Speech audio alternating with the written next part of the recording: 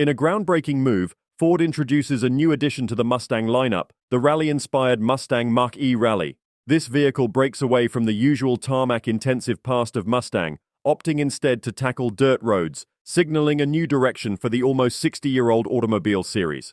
The electric SUV is a fusion of the electrification trend in the automotive industry and the thrilling, adrenaline-inducing appeal of rally driving, making it a unique offering in Ford's portfolio. The Mustang Mach-E Rally is set to make its public debut at the renowned Goodwood Festival of Speed, a yearly gathering of motorsports fans and industry figures held in the UK. It is here that Ott Tänak, the former World Rally champion and current driver of the M-Sport Ford Puma hybrid rally, will navigate the rally-inspired Mustang up the iconic hill climb. The event will offer a first glimpse into the vehicle's capabilities and electrified performance in a rally setting.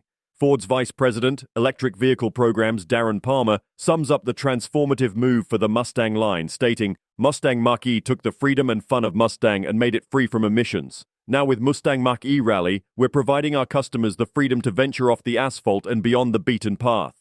His comment highlights the dual nature of the Mach-E Rally, marrying the electrification of the Mustang model with the rugged, outdoor-capable aspects of a rally car. The Mustang Mach-E Rally will not only redefine what a Mustang can be, but will also bring this vision of freedom and adventure to consumers on both sides of the Atlantic.